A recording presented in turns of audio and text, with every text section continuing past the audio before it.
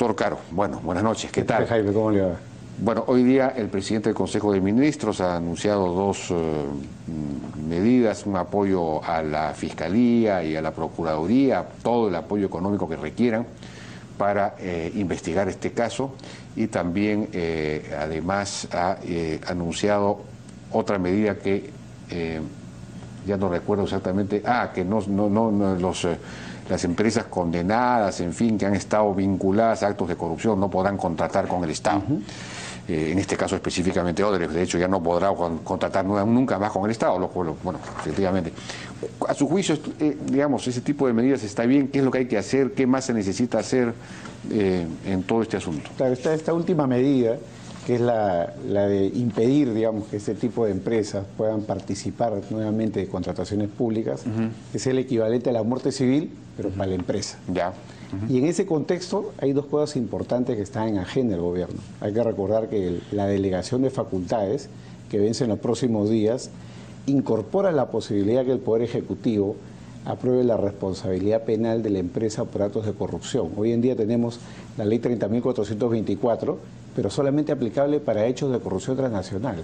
Como dice el colega José Ugas, el Perú exporta oro, exportará droga, pero lo que no exporta todavía es corrupción. Es decir, las empresas peruanas no venden corrupción al extranjero. Son las empresas extranjeras más bien las que hacen actos de corrupción aquí, con lo cual esa norma es una norma prácticamente inaplicable. Lo que es necesario es ampliar el ámbito de la responsabilidad penal empresarial para comprender los casos de corrupción doméstica, ¿no? Una empresa que paga dinero para obtener una licencia de funcionamiento, por ejemplo, podría ser sancionada si eso lo hace en Bolivia, pero si lo hace en Perú, la misma empresa, no podría ser perseguida. Entonces, para que se haga realidad lo que ha hecho el ministro Zavala, se requiere primero modificar ese marco legal, porque las empresas de lo contrario nunca van a poder ser sancionadas y en consecuencia nunca van a poder ser inhabilitadas, por decirlo de alguna forma, a perpetuidad, ¿no? Esas son las empresas peruanas en el Perú. Las empresas peruanas en el Perú o las empresas extranjeras constituidas en Perú o que tengan una sucursal en Perú, ¿no? Ese sería, digamos, el requisito, la personería jurídica local.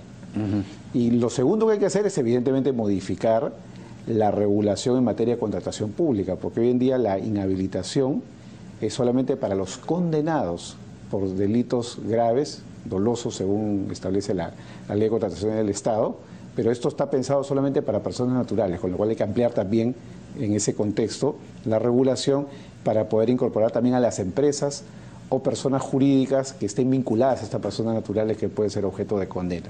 Entonces, esa medida es una medida que es importante porque ayudaría a prevenir hacia el futuro este tipo de situaciones y sería un incentivo importante, ¿no?, para que las empresas traten de mantenerse impolutas en lo que es el trato con el Estado, a fin de mantener vigente su registro ante lo que hoy en día es el OCE, lo que está en reestructuración, pero digamos, el registro para poder ser proveedor y contratar con el Estado. Eso es lo que se requeriría en primer término.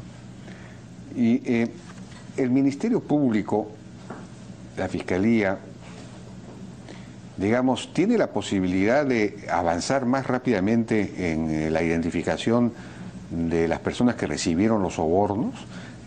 ¿O tenemos que esperar 8 meses hasta que, como se ha dicho, hasta que la información salga del Brasil? Es decir, ¿hay maneras de acelerar esto? Porque mientras tanto puede generarse una cierta zozobra política, ¿no? Sobre todo si se vincula a todo el mundo, a toda la clase política, incluso el propio presidente Kuczynski no estaba, a mi juicio, vinculado a nada, pero sí tuvo participación en algunos actos que facilitaron obras como la Interoceánica del Sur, ¿no?, la exoneración del SNIP, etcétera. En fin, entonces, mientras más se demore la identificación de los que realmente recibieron sobornos, más inestabilidad política se genera. Sí, fíjese, acá hay un problema serio desde mi punto de vista sobre cómo se está comprendiendo el caso, ¿no? Porque me hace acordar a la vieja expresión de un juez que decía que en Lima todo el mundo está con libertad provisional, ¿no? Cuando en verdad son casos que el Ministerio Público ya viene investigando desde hace 2 o 3 años. De manera que esto que ha salido de Estados Unidos, que son escasas 22 líneas, yo las he contado, narrando 3 hechos de corrupción acá en el Perú, es el equivalente a una noticia criminal. Mientras no se tengan los testimonios específicos de Estados Unidos o de Brasil, no es que el caso en Perú no se pueda desarrollar, desde luego que sí. Los fiscales tienen que desarrollar los casos, reciban o no reciban la información de Brasil o de Estados Unidos, con el detalle, evidentemente, de quiénes son las personas que han podido participar.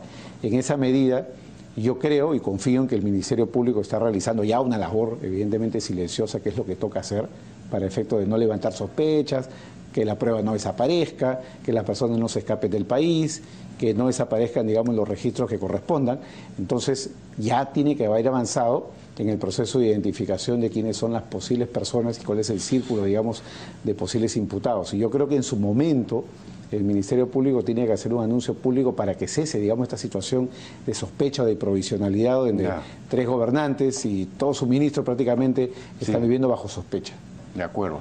¿Le parece a usted que es positivo o negativo que el Congreso haga una investigación también por su cuenta sobre el mismo caso? Desde mi punto de vista, el gran problema que se produce ahí es la politización, que es algo que es propio, íncito, digamos, del poder del Parlamento.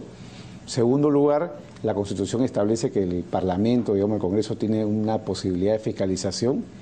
Y en tercer lugar, el problema que se produce ahí es que hay veces hay fuga de información, se conoce ya lo que dicen los testigos, los interrogatorios no siguen el debido proceso, pero también han habido casos en los cuales, como el de la Comisión Weissman o el de la Comisión Anel Tausen, donde las comisiones investigadoras han destrabado información, o la Comisión de Discanseco, ¿no?, de delitos económicos y financieros, donde han habido denuncias exitosas que han llegado incluso a condenas a nivel del Poder Judicial a raíz de los actos de investigación. De manera que yo creo que, en resumen, estamos ante una potestad del Congreso.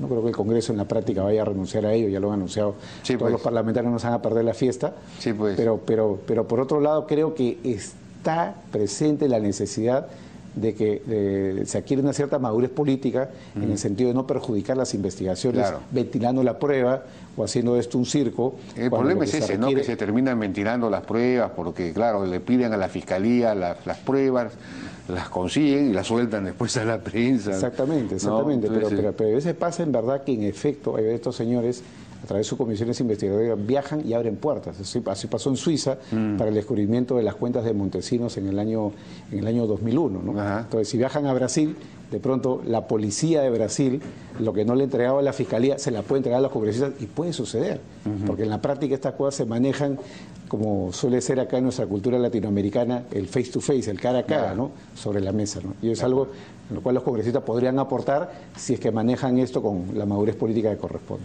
Carlos Caro, muchísimas gracias por su participación en la Hora N. Con esto nosotros vamos a una pausa, ¿no es cierto? Ya nos despedimos hasta el día de mañana, no se vayan, sin embargo, porque viene ahora Valerie Vázquez de Velasco con Noticias a la 10. Buenas noches.